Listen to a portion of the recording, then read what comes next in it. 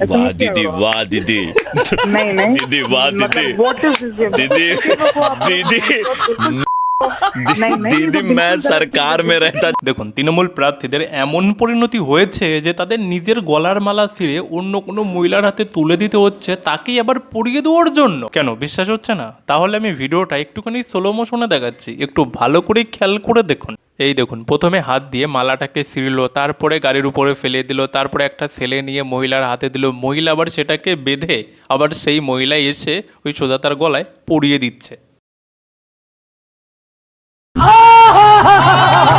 দেখুন, আমি আজ পর্যন্ত শুধুমাত্র এই ভারতবর্ষেই নয়, পুরো বিশ্বের মধ্যে এমন কোনো রাজনৈতিক দলের কোনো নেতা নেত্রীদের এই রকমের নির্লজ্জপনা দেখিনি। তৃণমূলের অবস্থাটা কোথায় পৌঁছে গেছে একবার ভাবতে পারছেন? যে গলায় মালা পরানোটা দেখানোর জন্য নিজের গলার মালাটাকেই ছিঁড়ে অন্য কারোটাতে তুলে দিচ্ছে, ভেবেছে যে কেউ হয়তো দেখতে পাবে না।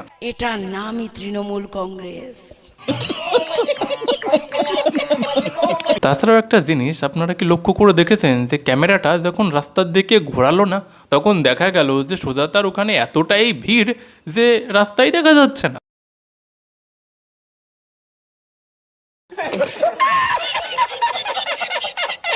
দেখুন, একদিকে তৃণমূলের প্রার্থীরা জোকারদেরকেও হার মানিয়ে দিচ্ছে, অন্যদিকে কচুবনকে দিয়েও ভালোই চাষ করাচ্ছে। শাহজাহানের বাড়িতে বিজেপির লোকরাই বোম রাখছে, কেন্দ্রীয় সংস্থা বোম রাখছে। দেখুন, লোকের হাতও সেটেছি, জুতোও সেটেছি, চটিও সেটেছি, কিন্তু শান্তি শুধু কচুবনে।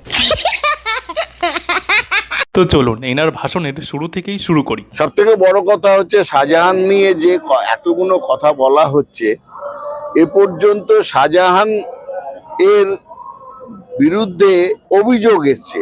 কিছু মহিলারা এসে বলছেন এটা হতো, শাহজাহান বাহিনী আমাদের ওপরে অত্যাচার করতো। দেখুন, আমার মনে হয় এই লোকটা তৃণমূলের লুঙ্গি বাহিনীর কাছে লাথি খেয়ে কচু বাগানে পড়ে গিয়ে নিজের চোখের দৃষ্টিশক্তিটাই হারিয়ে ফেলেছে। সেই জন্যই হয়তো সন্দেশখালীর হাজার হাজার মহিলাকে ইনি কিছু মহিলা মনে করছে। কিছু মহিলারা এসে বলছি কচু বনে পাল্টি খাওয়ার নেতা, আগামীবার যখন ভাইপো আমেরিকাতে চোখের চিকিৎসা করাতে যাবে না, তখন আপনিও ভাইপোর সঙ্গে স্বাস্থ্যসাথী কার্ডটা নিয়ে চলে যাবেন। আশ্চর্যজনক ভাবে যেখানে প্রায় 60 দিন কি আরো বেশি, 70-80 দিন আগে শাহজাহানের বাড়ি যেখানে সিল করে দেওয়া হয়, অদ্ভুত ভাবে দেখা যাচ্ছে সেই সিল করা বাড়ির মধ্যে থেকে অস্ত্র উদ্ধার হচ্ছে। দেখুন, কোনো ব্যক্তি যদি একই জন্মে কারোর হাত চাটে, কারো জুতো চাটে, আবার কারো চটিও চাটে, তাহলে তার রিয়াকশন তো একটুখানি আলাদা রকমের হবেই, হ্যাঁ কি না? দেখুন, ইনি জানেই না যে এই অস্ত্রগুলো কোথা থেকে উদ্ধার হয়েছে, কিন্তু ইনি বলছে যে এই অস্ত্রগুলো নাকি শাহজাহানের সিল করা বাড়ির মধ্য থেকে উদ্ধার হয়েছে। শাহজাহানের বাড়ি যেখানে সিল করে দেওয়া হয়, অদ্ভুত ভাবে দেখা যাচ্ছে সেই সিল করা বাড়ির মধ্যে থেকে অস্ত্র উদ্ধার হচ্ছে। আরে ও দাদু, অস্ত্র শাহজাহানের সিল করা বাড়ির ভেতর থেকে উদ্ধার হয়নি, অস্ত্র উদ্ধার হয়েছে শাহজাহানের ঘনিষ্ঠ আবু তালেব না মোতালেবের বাড়ির ভেতর থেকে। শুক্রবার সকালে নির্দিষ্ট তথ্যের ভিত্তিতে সন্দেশখালীর এই অঞ্চলে আবু তালেব মোল্লা, যিনি শেখ শাহজাহানের ঘনিষ্ঠ, সেই আবু তালেব মোল্লার বাড়িতে আসেন সিবিআই আধিকারিকেরা। তারপর এখানেই মেলে দেশি বিদেশি আগ্নেয়াস্ত্রের উদ্ধার এবং দেশি বিদেশি আগ্নেয়াস্ত্রের পাশাপাশি বোমার উপাদান। প্রশ্ন হচ্ছে ওখানে অস্ত্রটা কে নিয়ে আসলো? অস্ত্রটা কে নিয়ে আসলো জানতে পেরে যাবে দাদু, জানতে পেরে যাবে। সবে তো মাত্র সিবিআই আর কি পিঠে বানানোর কাজ শুরু করতে না করতেই অস্ত্রের হদিশ পেয়েছে। এরপরে ভালোভাবে পিঠে বানানো শুরু করলে এটাও জানতে পেরে যাবে যে ওখানে অস্ত্র কে নিয়ে আসলো।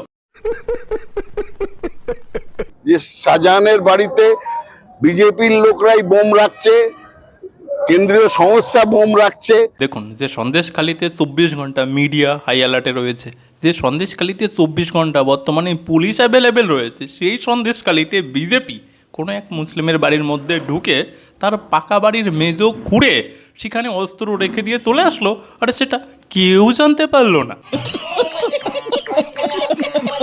দেখুন, দল বদলু নেতারা যখন যে দলে যায় না তখন তারা নিজেদেরকে সেই দলের সব থেকে বড় আদর্শবাদী নেতা বলে মনে করে। আর শুধু এই নয়, তারা এমনভাবে এমন কিছু কথাবার্তা বা এমন বিহেভ করে দেখাবে যেন মনে হবে যে তাদের মতো নেতা বা তার মতো সৎ বা আদর্শবাদী নেতা ওই দলে আগে আর কেউ ছিল না। যেমন দেখুন না, ইনি হচ্ছে একটা পাল্টি খাওয়া নেতা, ইনি কংগ্রেস থেকে বিজেপিতে, বিজেপি থেকে টিএমসিতে, মানে আর কি সব জায়গায় সব রকমের স্বাদ নিচ্ছে।